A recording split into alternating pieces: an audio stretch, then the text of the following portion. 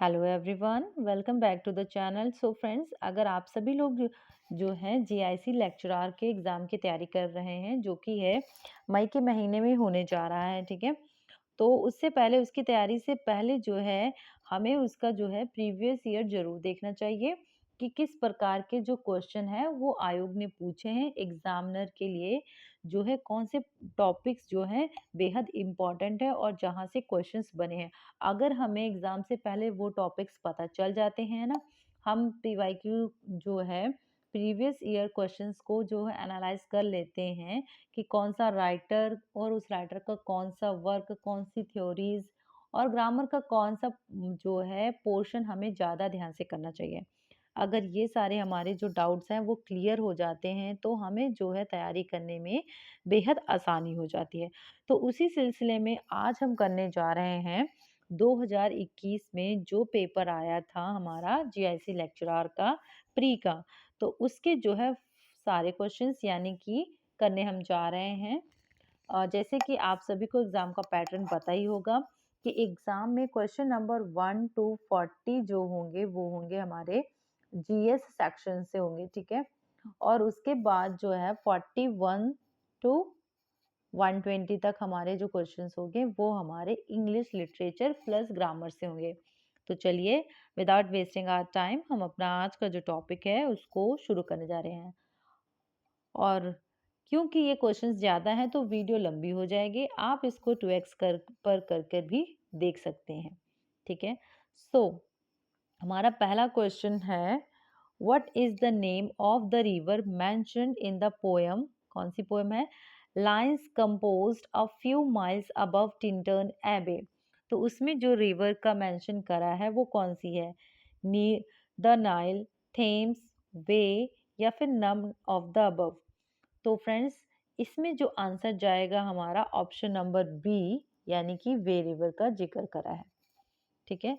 Next है, who criticize PB Shelley vehemently in the modern age. ठीक है, PB Shelley को मॉडर्न एज में किसने जो है बहुत क्रिटिसाइज करा है? तो क्या वो रॉबर्ट ओवेन है, या फिर B F R Leavis, Arnold, या फिर डी? ठीक है, तो इसमें जो है अगर हम आंसर की बात करेंगे तो ऑप्शन नंबर सी, आर्नोल्ड, ठीक है। आर्नोल्ड ने पीबी शैले को बहुत मॉडर्न एज में क्रिटिसाइज करा है।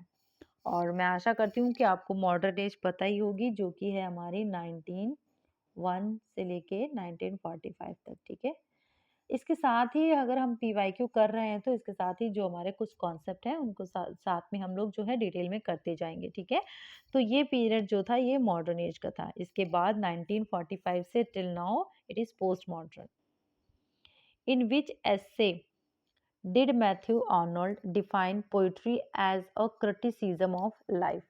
ठीक है, मैथ्यू आर्नोल्ड जो कि है ये टॉपिक है हमारा लिटरेरी क्रिटिसिज्म से, ठीक है, जिससे क्वेश्चंस पूछे जाएंगे। और उसमें से जो है इनका जो है work the criticism of life का जो है उसमें जिक्र है, और उसको जो है इन्होंने लिखा है। तो ठीक है, in which essay did Matthew Arnold define poetry as a criticism of life. तो ऐसा कौन सा ऐसे था जिसमें मैथ्यू आर्नोल्ड ने जो है पोएट्री को क्रिटिसिज्म ऑफ लाइफ कहा है? क्या द फंक्शन ऑफ क्रिटिसिज्म था, कल्चर एंड अनार्की, या फिर the study of poetry? Next one is option number D, none of the above. तो फ्रेंड्स, इसका जो आंसर है वह है the study of poetry. Next question number 44 हम देखेंगे। Pope's epistle to doctor Arbuthnot is a या फिर एन, क्या है वो वर्क जो है पॉप का? मॉक एपिक है, लव पोएम है, ऑटोबायोग्राफिकल पोएम है, या फिर option number D, a self deprecatory poem. तो Pope's epistle to doctor Arbuthnot is an autobiographical poem. Option number C is correct answer. Next है, who consider chalets as a beautiful and ineffectual angel beating in the void his luminous wings in vain। तो Shelley के बारे में किसने कहा है? Walter पैटर ने कहा है, टी.एस. एलियट, मैथ्यू आर्नल्ड, या फिर ऑप्शन नंबर डी, जो कि है नन ऑफ द अबव। ठीक है, तो फ्रेंड्स मैथ्यू को जो है a beautiful and ineffectual angel beating in the void his luminous wings in vain, Matthew Arnold. Option number C is correct answer. Next है the statement it dissolves, diffuses, dissipates in order to recreate refers to primary imagination, secondary imagination, fancy, या फिर option number D poetry. ठीक है, तो इसका जो है answer है हमारा option number B, secondary imagination. Next है which of the following is not correctly matched, the birthday party. इसमें से बताना है कि कौन सा जो है करेक्टली मैच नहीं है। ठीक है, जो है कैरेक्टर्स दिए हैं और जो है और हमारे प्ले हैं, वर्क है, प्रोज का जो है वो दिए हुए द बर्थडे पार्टी में। ठीक है, कैरेक्टर गोल्डबर्ग है और इसमें ययाति में जो कैरेक्टर है वो देवयानी, यहाँ पे स्लैश आना था, Devayani, Arms and the man, Jack Tanner, the Countess Cathleen एलिल अलील। तो इन सभी में जो है इन चारों ऑप्शंस में हमारा क्या आंसर होगा, which is not correctly match. ठीक है, जो करेक्टली मैच नहीं है, तो ऑप्शन नंबर, ठीक है, Arms and the Man. Next है a short neat and witty statement is called.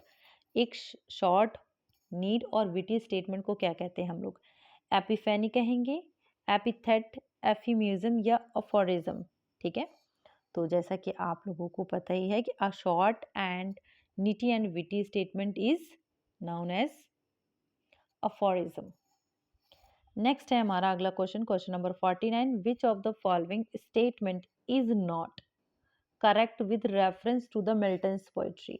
Milton की जो पोएट्री है उनके उसके आधार पर हमें बताना है कि इनमें से कौन सा जो है करेक्ट नहीं है।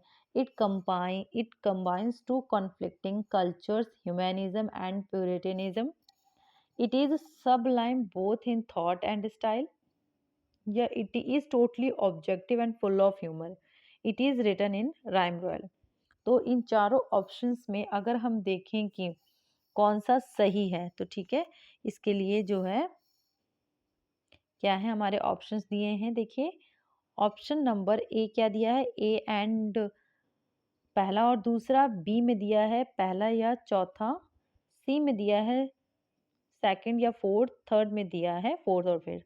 अब हम इसको सॉल्व करने के लिए दोबारा देखेंगे, तो जो मिल्टन का वर्क है वो कैसा रहा है, देखिए it combines two conflicting cultures and humanism, गलत है। ठीक है, and it is sublime both in thought and style, नहीं, ऐसा भी नहीं है।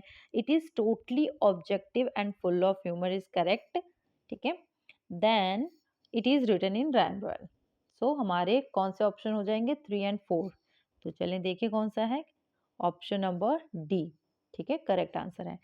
Name the writer who has written, writer का नाम बताना है जिसने for whom the bell tolls लिखा है, William Faulkner, Ernest Hemingway, Mark Twain, Scott Fitzgerald. तो इसका जो करेक्ट आंसर है option number B, Ernest Hemingway. Which Shakespearean character has spoken these lines, ये लाइन्स हैं, किस कैरेक्टर ने शेक्सपियर के जो है ये लाइन्स बोले हैं, इनको सेमीकोलन उसमें करेंगे हम लोग इन्वर्टेड कॉमास में। Life's but a walking shadow, a poor player that struts and frets his hour upon the stage and then is heard no more. It is tale told by an idiot full of sound, fury and signifying nothing. ठीक है, तो Shakespeare के कौन से character ने कहा, एक बार हम फिर देखेंगे। Life's but a walking shadow, ठीक है, वॉकिंग शैडो की बात करी है। A poor player that strut frets his are upon the stage and then is heard no more. It is tale told by an idiot full of sound and fury, signifying nothing. Othello, Macbeth, King Lear या फिर Hamlet, option number D, Hamlet, है ना।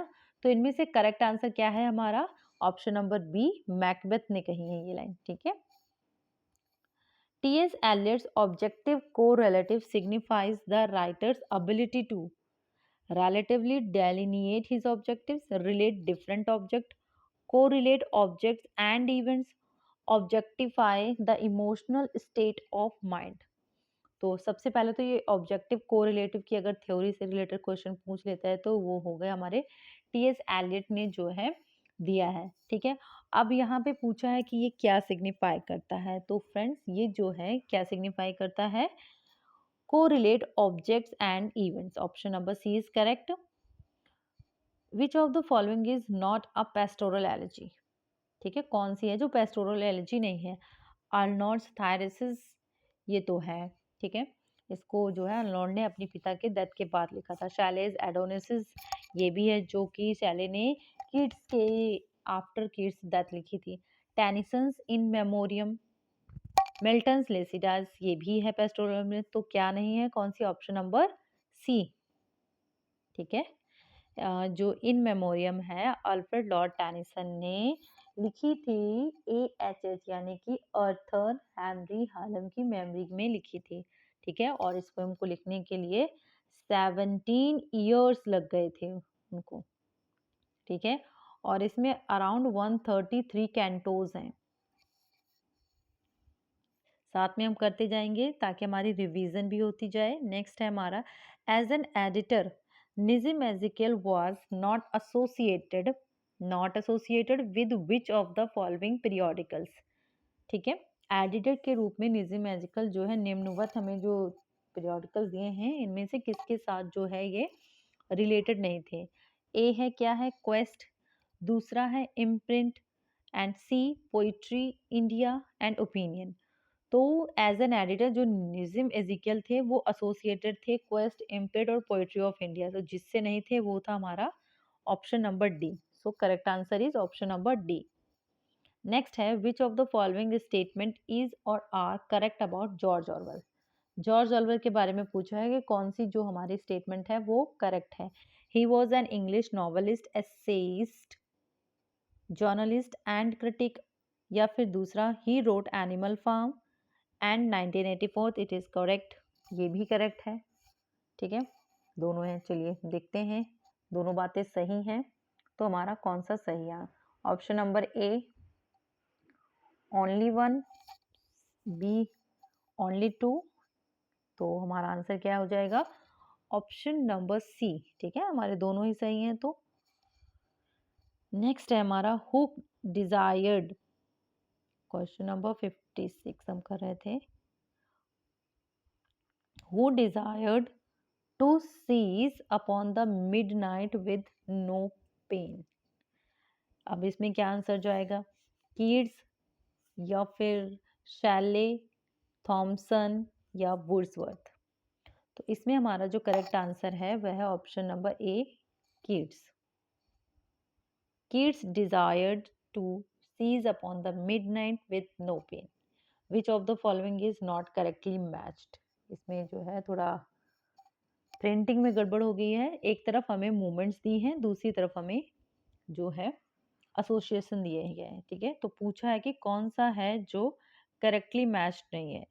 So first हमारा है जैसे कि है metaphysical poetry, ठीक है, Richard Crashaw. Reformation Martin Luther is correct. Pre Raphaelite movement में D G Rossetti is correct. Classicism जो है उसमें वाल्टर डी ला मेयर, ये भी करेक्ट है। तो हमारा जो इनकरेक्ट है मेटाफिजिकल पोइट्री जाएगा, ठीक है। तो करेक्ट ऑप्शन चूज करना है, हमारा जो आंसर जाएगा ऑप्शन नंबर ए। हु, नेक्स्ट क्वेश्चन है हमारा, देखेंगे हम 58, who asserted himself as a classicist, ठीक है, किसने अपने बारे में कहा कि as a classicist in literature, royalist in politics and Anglo Catholic in religion. I hope आप में से आधे से ज़्यादा लोगों को ये याद आ चुका होगा कि ठीक है किसने कहा था। Walt Whitman, TS Eliot, John Dryden, या फिर option number D Matthew Arnold. So ये थे हमारे टीएस एलियट जिन्होंने अपने बारे में कहा था। When W B Yeats was awarded the Nobel prize in literature, ठीक है, कब दिया गया था डब्ल्यू बी ईट्स को जो है लिटरेचर के क्षेत्र में जो है नोबेल प्राइज, ठीक है। तो इनको जो है प्राइज दिया गया था, यहाँ पे ऑप्शन नंबर ए है नहीं, तो क्या दिया था, 1942 में, 1935 में, या फिर 1938। तो हम लिखेंगे ऑप्शन नंबर ए 1923 जो कि है करेक्ट आंसर, ठीक है। 1923 में W.B. Yeats was awarded for the Nobel Prize in Literature. So, moving to next question, John Keats' La Ballade Dame Sans Merci is क्या है ये? ट्रेडिशनल बैलेड है, लिटरेरी बैलेड है या ब्रॉड साइड? तो हमारा आंसर यहीं से क्लियर हो गया, option number B, a literary ballad है। उसके बाद है हमारा अगला क्वेश्चन है question number 61, which period of British history is referred as a restoration age? Restoration age, restoration age जो है वो कौन सी रही है हमारी? क्या 1660 टू 1700, 1600 से 1700, या फिर 1625 टू 17, या फिर 1603 से लेके 25 तक? तो फ्रेंड्स इसका करेक्ट आंसर क्या है? 1660 टू 1700, ठीक है। तो ये था हमारा जो है रेस्टोरेशन एज थी। उसके बाद जो है हमारा अगला क्वेश्चन है, which among the following is a prose tale in the Canterbury Tales? Prose tale कौन सी थी कैंटरबरी टेल्स में? जो टेल्स लिखी हैं उनमें से प्रोज टेल कौन सी थी? तो ये क्वेश्चन है। The option number 1, the knight's tale, the wife of Bath's tale, the parson's tale and the merchant's tell.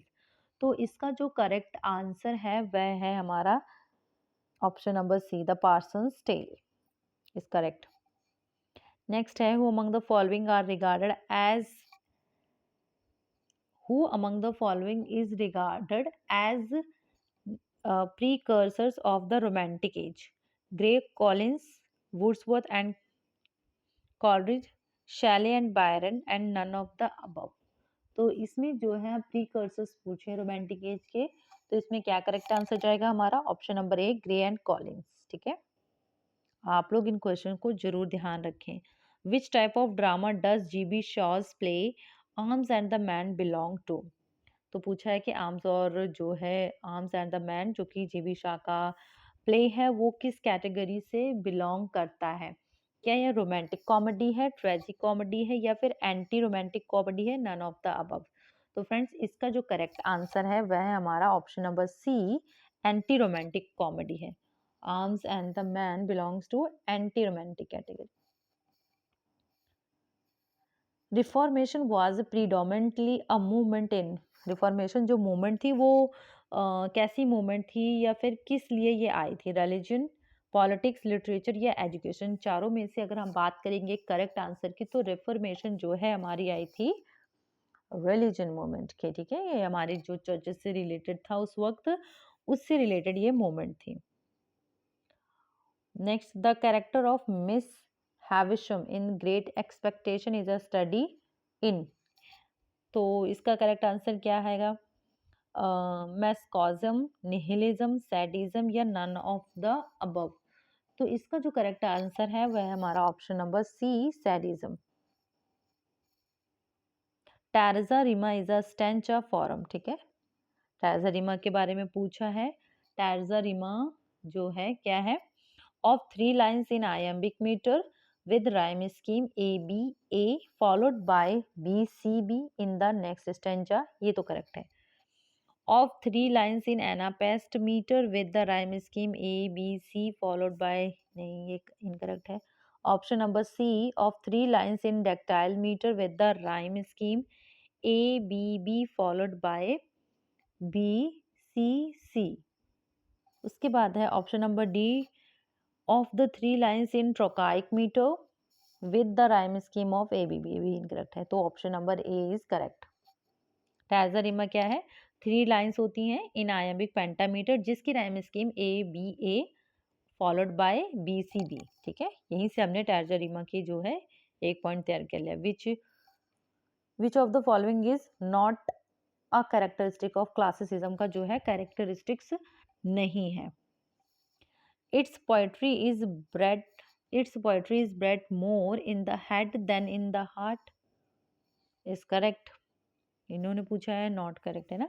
The language here tends to be stilted and standardized, तो ये भी हमारा जो है करेक्ट है। नेक्स्ट है, French historical models are their idols, definitely ये भी सही है। The vocabulary used is colloquial and technical, this is incorrect, तो हमारा करेक्ट आंसर क्या जाएगा? Option number D. नेक्स्ट है, who among the following is not not a member of pre Raphaelite brotherhood.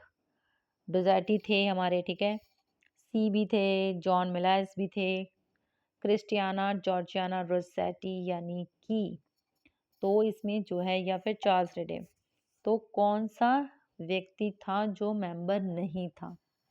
तो इसका जो करेक्ट आंसर है Charles रेडे, ठीक है।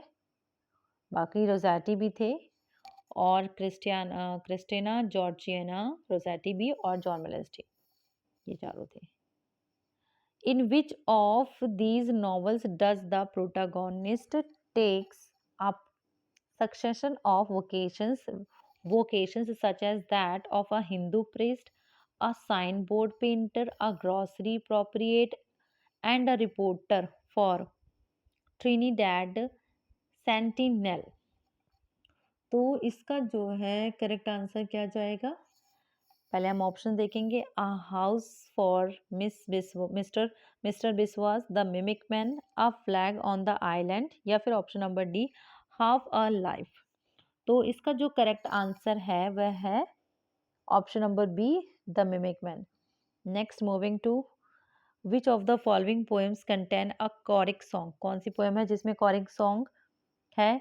In Memoriam, the Lotos eater, Locksley hall, और नन ऑफ द अबव, जिसमें कॉरिक सॉन्ग है। तो आई थिंक इसका जो करेक्ट आंसर जाएगा हमारा, ये है option number B, the Lotos eaters. और ये सारे वर्क्स किसके हैं? हमारे टैनिसन के हैं, ठीक है। तीन के तीनों ही वर्क उन्हीं के हैं। और ये जो पोयम है लोटोस ईटर जो है, जैसे कि हमारी यूलिसिस से तुलना करें तो उसमें एक्शन दिखाया गया है, जो लोटोस ईटर है इसमें जो है इनएक्शन दिखाया गया है, ठीक है। ये भी एक इम्पॉर्टेंट बात है। नेक्स्ट है, which of the following is not correctly matched? Ode to the west wind, terza rima, on his blinded heroic quatrain, Adonais, Spenserian stanza, Troilus and Criseyde, rhyme royal. तो इसमें जो है कौन सा करेक्ट मैच नहीं है? Ode to the west wind terza rima में है, करेक्ट है, ठीक है। एडोनाइस शेक्सपियर स्टैंजा में है, स्पेंसेरियन स्टैंजा में है। Option number D is also correct, तो हमारा इनकरेक्ट किया जाएगा बी, ठीक है। नॉट करेक्टली पूछा था तो हमारा बी है। Which among the following plays of Girish Karnad is not based on? क्या पूछा है? Not based on ancient Indian myths या फिर स्टोरीज, और स्टोरीज। तो इसका जो करेक्ट आंसर क्या जाएगा? हयावंदना, ययाति, तुगलक, या फिर द सैक्रिफाइस। हयावंदना तो है ही, ठीक है। तो इसका जो है हमारा आंसर क्या जाएगा? जो नहीं है वो है तुगलक। नेक्स्ट है, if a paradoxical utterance combines two terms that in ordinary uses are contraries, ठीक है, एक दूसरे के विपरीत है, कॉन्ट्रेरी हैं, तो उसको हम लोग क्या कहेंगे? ठीक है, ऑक्सीमोरोन कहेंगे, कंसीट, एलेग्री, या ओनोमेटोपे। ये देखो, ये तो हमारी साउंड से रिलेटेड है, ये मीनिंग से रिलेटेड है। कंसीट मेटाफिजिकल में यूज होता है, तो इसका करेक्ट आंसर क्या है? Oxymoron. Milton was of the devil's party, बहुत ही फेमस है ये। Devil's party without knowing it, who made the above statement without any doubt? William Blake. Next, which of the following novels narrates the story of India's struggle for freedom reaching a small South Indian village? तो ये हमने बहुत ही पढ़ा है, हमारा जाएगा answer क्या? Kanthapura. Next है, who among the following writer is called a dramatist of the theatre of the absurd? तो नीचे राइटर्स के नाम दिए गए हैं, हमें बताना है कि किसको जो है कंसीडर किया जाता है the theatre of the absurd का। G B Shaw, Harold Pinter, Girish Karnad, V S Naipaul. Harold Pinter. The birthday party बेहद इंपॉर्टेंट वर्क है, द बर्थडे पार्टी।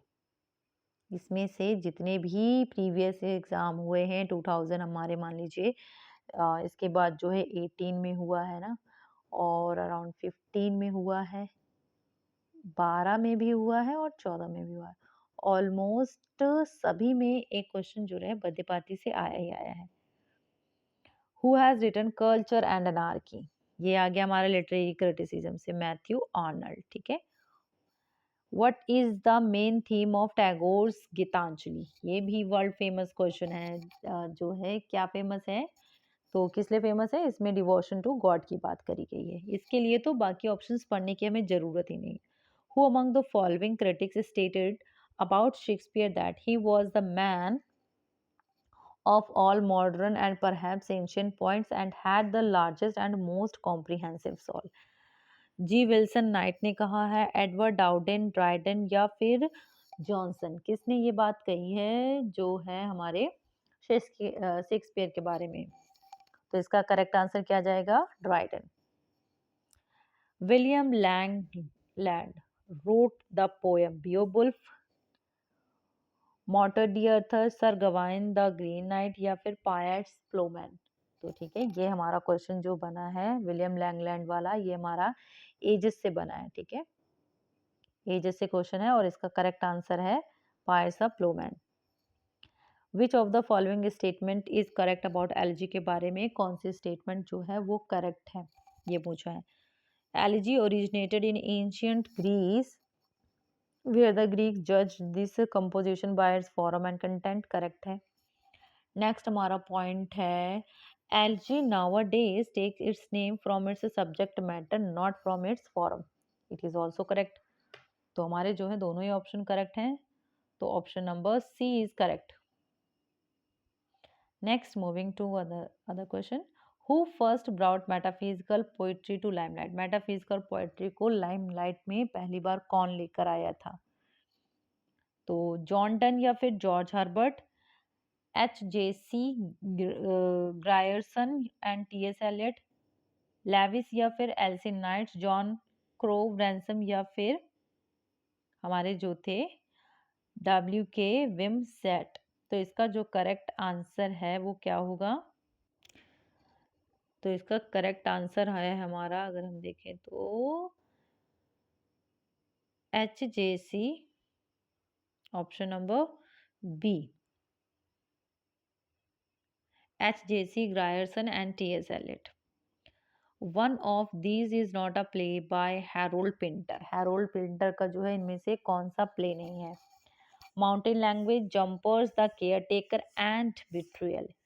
तो फ्रेंड्स इसमें जो करेक्ट आंसर जाएगा, देखिए क्या जाएगा, माउंटेन लैंग्वेज हैरोल्ड पिंटर का है, बिट्रियल भी है, द केयर टेकर भी है, so correct answer is option number B. Match list 1 and 2, ठीक है, इसको मैच करना है हमने, सो लिस्ट 1 को लिस्ट 2 से मैच करना है। Eustacia Vye the master of Casterbridge, Elizabeth Jane, far from the madding crowd, Sue Bridehead, the return of the native, Bathsheba, Everdene, Jude the obscure, ठीक है। तो इसका अगर हम करेक्ट मैचिंग की बात करेंगे तो जो हमारा पहला है वो किसके साथ मैच होगा, अस्टेसिया जाएगा, किसका जो है हमारा जाएगा the return of the native, ठीक है, पहला जाएगा हमारा तीसरे से, और जो है एलिजाबेथ जैन जो है वो जाएगी, किसमें कैरेक्टर है ये, the mayor of castor bridge, ठीक है, जो कैस्टर ब्रिज का जो मेयर होता है उसकी बेटी होती है ना ये। और स्यू ब्रेड हेड जो है ये जाएगा हमारा Jude the Obscure, and option number 4 goes to 1। तो अब देखेंगे आंसर क्या है हमारा, एक मैच किया था 3 के साथ, ठीक है, तो option number A is correct answer. Next है, what is the last section of the waste land, ठीक है, सो पहला पार्ट क्या था, अगर हम याद करेंगे तो the burial of the dead, ठीक है, और इसमें पूछा है कि लास्ट पार्ट क्या था, ठीक है, तो इसमें जो है लास्ट पार्ट क्या था, अ गेम ऑफ चेस थी, डेथ बाय वाटर था, या फिर what the thunder set, what the thunder set, जो हमारी द वेस्टलैंड है T.S. एलियट की पोएम है ये, ठीक है, और मॉडर्न पोइट्री है ये, उसके साथ ही 1922 में जो है ये पब्लिश हुई थी और इसी के साथ जो है मॉडर्न पोएट्री का जो है आगाज हुआ था। और ये जो वेस्टलैंड पोएम है इसकी जो है 5 पार्ट्स हैं जो कि सीक्वेंस से हमें याद करने हो और जो क्वेश्चंस बनते ही भी हैं। Who among the following characters in Chaucer's prologue to the Canterbury Tale is the simplest? The wife of Bath, the clerk of Oxford, the priest of the prioress and the sergeant of the law। ठीक है, simplest पूछा है। तो क्या option A B C D में से हमारा क्या जाएगा करेक्ट आंसर? तो ऑप्शन नंबर जो है हमारा जाएगा B, the clerk of Oxford. Moving to the next, हमें फिर से लिस्ट मैच करनी है, मीनिंग बताना है। ये हमारा क्वेश्चन आ गया है लिटरेरी क्रिटिसिज्म से, ठीक है। और लिटरेरी क्रिटिसिज्म से ये हमारा तीसरा क्वेश्चन है, 3 × 2.5। ठीक है, अब देख लीजिए क्रिटिसिज्म का टॉपिक कितना इंपॉर्टेंट हो जाता है। हमार्शिया का मतलब क्या होता है? पैरिपेटिया, एनाग्रेसिस, सैजुरा। ठीक है, ओके। तो हमारा जो हमार्शिया क्या था? ट्रेजिक फ्लॉ होता है, ऑप्शन नंबर 2। पैरिपेटिया क्या होता है? ये हमने अभी जस्ट कवर किया है पिछली वीडियो में। पैरिपेटिया क्या होता है, एनाग्रेसिस क्या होता है, सैजुरा क्या होता है, ए पॉज। ठीक है, और जो है हमारा बचा है पैरिपेटिया। पैरिपेटिया क्या होता है? सडन रिवर्सल होता है। ठीक है, एनाग्रेसिस क्या होता है? सडन जो है रिकॉग्निशन होता है, जो है इग्नोरेंस टू नॉलेज चलता है। तो इसमें जो है हमारा ऑप्शन नंबर क्या जाएगा? ए का क्या हमने लगाया है? एक नहीं, ए का आंसर जाएगा हमारा 2। तो किस में है 2? पहले हम देखेंगे ऑप्शन नंबर 2, और तो किसी में नहीं है, तो option number B is correct answer. And miles to go before I sleep, and miles to go before I sleep. Who has written the above lines? Whitman, Robert Frost। कोई ज़रूरत नहीं है हमें आगे ऑप्शन जाने की, रॉबर्ट फ्रोस्ट। बहुत ही important question है ये। A character in the Rape of the Lock has the same name as the chief of the fairies in the Tempest. What is his name? Ariel, पिकारियो, Puck या फिर orange? Option number A is correct. Instructions question 91 to 94 तक हमें क्या करना है? Passage दिया गया है और उसे रीड करना है, उसी के अकॉर्डिंग क्वेश्चन देने हैं। सो unquestionably a literary life is for the most part of an unhappy life because if you have genius you must suffer the penalty of genius and if you are not। तो हम लोग जल्दी जल्दी से इसको जो है एक नज़र मार लेंगे। हमें ये जो है टॉपिक पूछा गया था, मैग्नीज बिजनेस अबाउट। ठीक है, और इससे रिलेटेड अगर हम क्वेश्चन देखेंगे तो the author's best attitude towards the critics should be. Author का एटीट्यूड टुवर्ड्स क्रिटिक के शुड में क्या होना चाहिए था? तो इसका जो आंसर है हमें जो है पैसेज से देखकर ही देना है।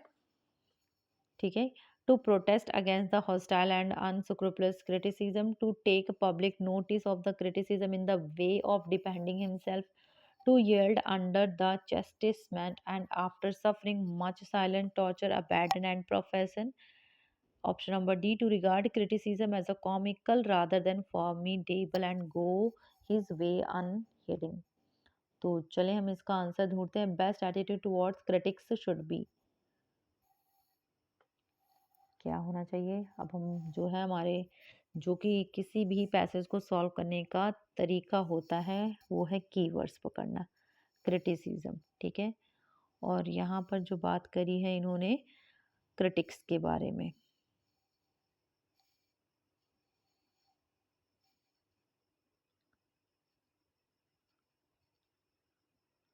critics as comical rather than formidable and goes his way of heading। तो इसका जो करेक्ट आंसर है हमें मिल गया है। देखेंगे अब कौन से ऑप्शन में दिया है, option number D, to regard criticism as comical rather than. ठीक है, नेक्स्ट क्वेश्चन है the greatest ambition of young author is to be able to reveal himself or to push successfully his composition into print, to throw his writings at the world's feet to gain the public ear, to be acknowledged at once as a new light in literature. Option number D is correct answer. After a fair launching of a book,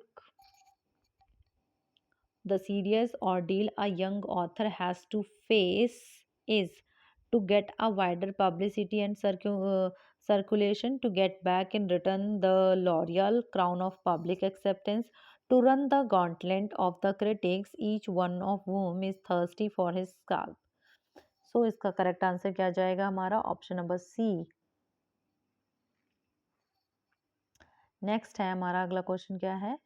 the editors and publisher according to the authors are mere brokers who conduct their businesses on the hardest lines of a profit and loss account. Option number B, sympathetic toward the young authors, anxious about placing the best literature before the public. या फिर practical body of men ready to share their profit with the young authors. तो इसका answer जाएगा option number ए. Next है हमारा question number 95 to 98. क्या करना है, पैसेज फिर से हमें दूसरा पैसेज दे दिया गया है और इसको पढ़ना है, उसी के आधार पर हमको आंसर करना है. तो आप लोग यहाँ से जो है ये पैसेज देख लेंगे और हम बढ़ते हैं सीधा क्वेश्चंस की तरफ. ठीक है. अकॉर्डिंग टू तैत्तिरीय उपनिषद, ठीक है, Prajapati sent his son Indra to become the king of gods. Vishnu sent Indra to become the king of gods. The gods elected Indra as their king, या फिर none of the above. So इसका जो करेक्ट आंसर है according to passage, Prajapati sent to his son Indra to become the king of gods. Next है according to Aitareya ब्राह्मण, Indra was the son of Prajapati. The gods appointed Indra their king. Option number C, Indra was sent by Prajapati to lead them in war. या फिर राष्ट्रीय was compulsory for the king. तो इसका जो correct answer है वो जाएगा हमारा option number B, the gods appointed Indra their king. उसके बाद है हमारा अगला question, the purpose and the function of Rajasuya was to coronate the king, या फिर imbue the king with divine power, make the kingdom prosperous, और option number D, please the god. So इसका correct answer जाएगा हमारा option number B. Moving to the next question, the ritual of Rajasuya lasted for कितने समय के लिए वो था, about fortnight, more than a month, about 9 months, more than 12 months. So option number D is correct answer.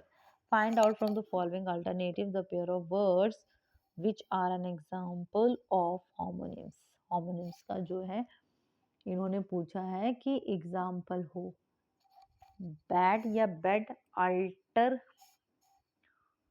Alter या altar, sale या sole, vain या फिर vein. A B C D, इन चारों में से अगर हम सही आंसर की बात करेंगे तो हमारा होमोनिम क्या बन रहा है, ऑप्शन नंबर सी. नेक्स्ट है, तो यहाँ से जो है हमें होमोनिम्स भी करने हैं और इसकी डेफिनेशन जरूर पता होनी चाहिए हमें. नेक्स्ट है, which of this statement is correct. Correctest statement जो है वो पूछिए हमें. He was given the benefit of doubt, he was given benefit of doubt, he was given benefit of the doubt, या फिर he was given the benefit of the doubt. So correct answer is option number D. choose choose from the following alternatives the correct indirect narration से question बना है. He said to me, why did you strike me? So इसका correct answer क्या जाएगा. He inquired, why did you strike me? He inquired of me why I had struck him, या फिर he told me why I struck him. He asked me, अब देखेंगे हमें इसमें कौन सा करेक्ट बनता है. he asked, ये तो इनकरेक्ट है. he asked me about my strike to him, नहीं बना. he inquired me why he inquired के साथ हमेशा जो है आप फिक्स प्रपोजिशन चलेगी, इंक्वायर्ड ऑफ रहता है. तो option number A is correct. An object that can be easily shaped in any desired mould, ऐसा ऑब्जेक्ट जिसको किसी भी डिजायर्ड मोल्ड में फिट किया जा सके, is called a portable, malleable, flexible या फिर ट्रांसलूसेंट. तो इसका जो करेक्ट आंसर जाएगा हमारा option number B is correct. Next है the following lines are example of here thou great Anna whom three realms obey dost sometime counsel take and sometime tea. सो इसके अगर हम options की बात करें तो इन्होंने पूछा है कि किसके उदाहरण हैं ये लाइंस। इसमें क्या हमको सर्क्यूमलोक्यूशन दिख रहा है, क्लाइमेक्स एंटी क्लाइमेक्स, या फिर एपी जो है ग्राम दिख रहा है। तो फ्रेंड्स यहाँ पे देखो ध्यान से अगर हम पढ़ेंगे here thou great Anna whom three realms obey dost sometime counsel take and sometime tea, साफ साफ हमें क्या दिख रहा है, एंटी क्लाइमेक्स। नेक्स्ट है change the following sentence passive voice से है who can save our country. So इसका जो करेक्ट आंसर है सबसे पहले हु चेंज इनटू किस में जाएगा, हु चेंज इनटू बाय वूम में जाएगा। तो हम देख लेंगे कहाँ पे हमारे बाय वूम है, हु का हु ही रखा है, हु का हु ही रखा है, दो बचे ठीक है।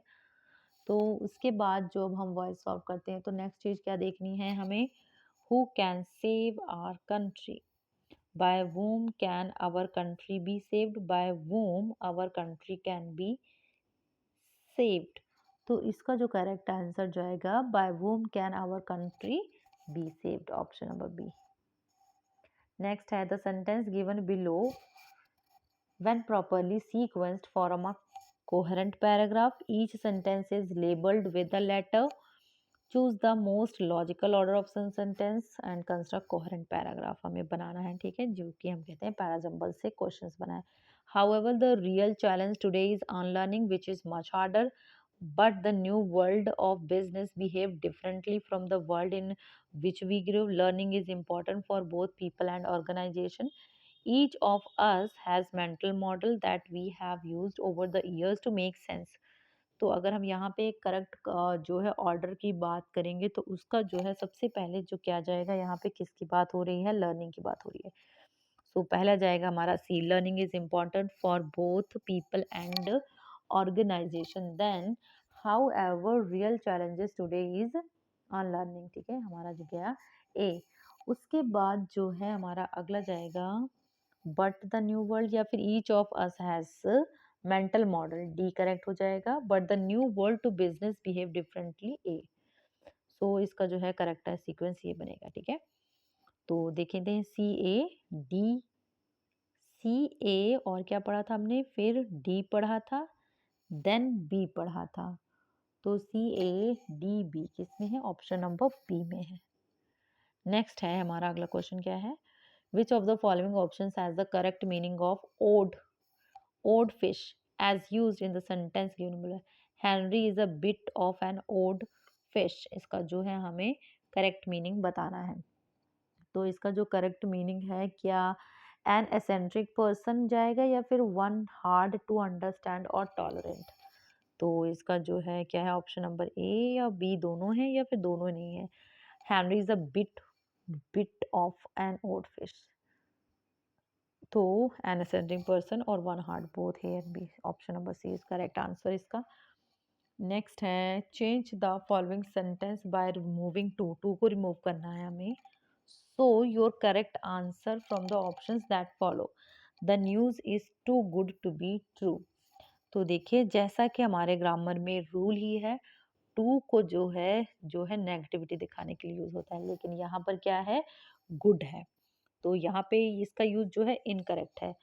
सो इसका जो करेक्ट आंसर होगा वो होगा हमारा the news is so good that it can not be true, या फिर the news is very good not so good, the news is so good that it has to be, so the correct answer is option number A. Too को हटा के हमने लगा दिया so. Next है choose the following options, correct prefix बताना है हमें, पोलाइट के साथ हम क्या प्रीफिक्स लगाएं जिससे ये नेगेटिव बन जाए। तो क्या हम इसके साथ अन लगाएं या फिर अनपोलाइट, इनपोलाइट, इम्पोलाइट या नॉन पोलाइट। तो पोलाइट के साथ हमारा लगता है इम्पोलाइट। नेक्स्ट है which of the following option is correct version of the sentence given below, correct version बताना है ये। He is anxious not only to acquire knowledge but also eager to display it।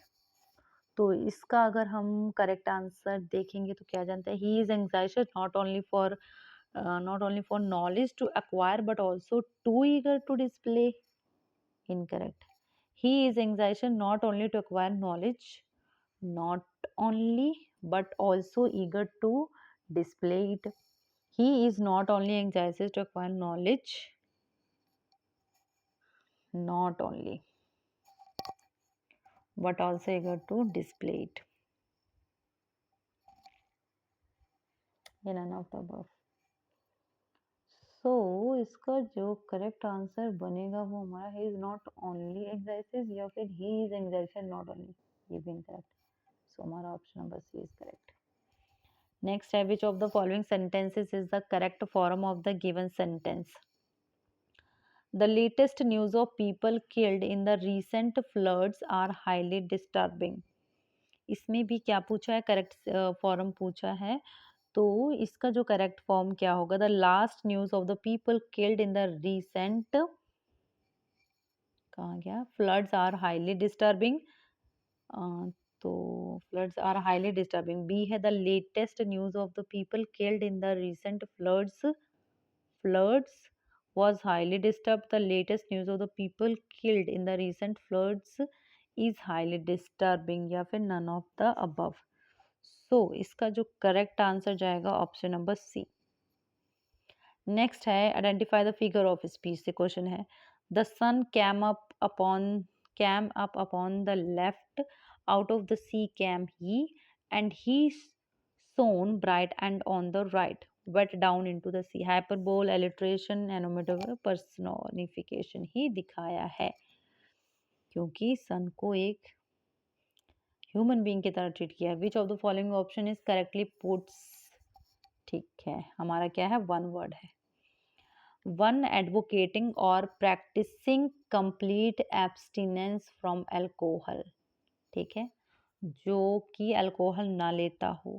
ठीक है, optimist, teetotaller. Option number B is correct answer. Next है, choose the correct punctuation mark करनी है. This done she returned to the old man with the lovely smile on her face. तो ये तो incorrect हो गया. दिस डन, इसमें कोई पंचुएशन ही नहीं यूज करी. This done she return to the old man with a lovely smile. Option number C is correct. Next है, which of the following option correctly points of the figures of speech. The child is father of the man. The child is father of the man. इसमें जो है हमें बताना है figure of speech. Simile, paradox, metonymy. So paradox साफ साफ दिख रहा है इसका. नेक्स्ट है, the above statement is epigram भी हो सकता है और पैराग्राफ भी, तो दोनों ही करेक्ट होंगे. नेक्स्ट है, match the words list one. Mysterious का जो है यहाँ पर फिर से जो है हो गई गड़बड़ी. List one and list two को हम लोग देखेंगे. मिस्टेरियस के आगे क्या आएगा, ये क्या आगे आएगा, पिटी. मिस्टेरियस के आगे आएगा पैटी. कि कहीं सही भी है इसका, नहीं है. ठीक है, देखेंगे हम. मिस्टेरियस के आगे हम कर देंगे पैटी, जो कि है पहला. नेक्स्ट है, और दूसरा वर्ड क्या है, बी की बात करें अगर हम, तो क्या है, ऑथेंटिक. इसमें दूसरा भी नहीं लिखा है या यहाँ लिखा है. इसके आगे आएगा हमारा पैटी, और इसके आगे ऑथेंटिक के आगे आएगा हमारा इनसेक्यूटेबल, ट्रिवलर, रेफ्यूज और जेन्युइन. डिक्लाइन का जेन्युइन. तो इसका जो है हमें क्या करना है, कोड्स दिए हैं उसको मैच करना है. तो मिस्टेरियस कहाँ पे मैच होगा, मिस्टेरियस का जो है करेक्ट आंसर क्या होगा, मिस्टेरियस जाएगा हमारा दूसरे के साथ.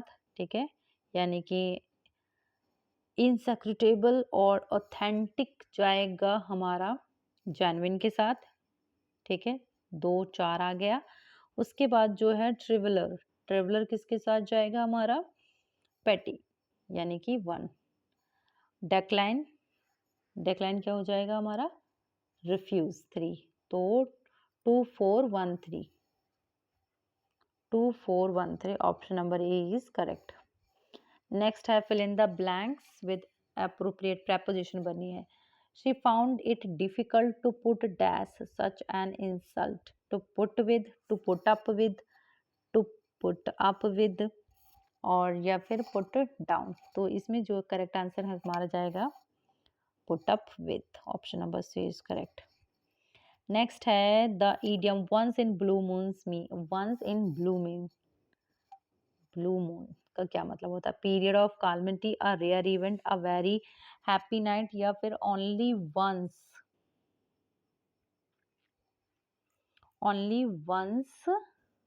इन अ मंथ।